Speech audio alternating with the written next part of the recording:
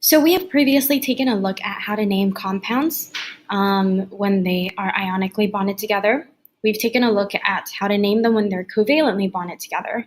Now we're going to take a look at how ionic and covalent bonds can both exist in one compound.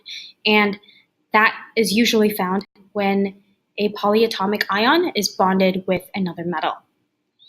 We've also looked at how to figure out or assign oxidation states, which in this case are charges, to these elements and to these atoms. So feel free to go back to the previous few tutorials for further discussion on those topics. Looking at polyatomic ions. What are polyatomic ions? Poly means many, atomic means atom, ions, as we know, are charged particles. So polyatomic ions means one unit of a charged particle that contains many atoms inside of it. So you can almost imagine that this is one unit that holds a charge, but it's not just one atom, it's contained of many atoms.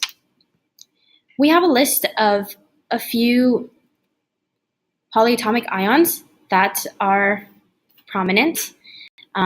We have nitrate, sulfate, carbonate, phosphate, ammonium, and hydroxide. The exceptions are noted in yellow to the naming rule. Typically, polyatomic ions end in "ate" as a suffix, besides ammonium and hydroxide. Polyatomic ions, another thing about them is that they are fixed charges. So even though they are many atoms put together, they always have these fixed charges. So this makes it different from a lot of the transition metals that we learned previously that are variable charged. Notice how majority of them, besides the two exceptions, are all bonded to oxygen. And also notice majority of these, besides ammonium, are negatively charged. When we take a look at these elements individually when they're bonded together, notice how they are all nonmetals, bonded to nonmetals.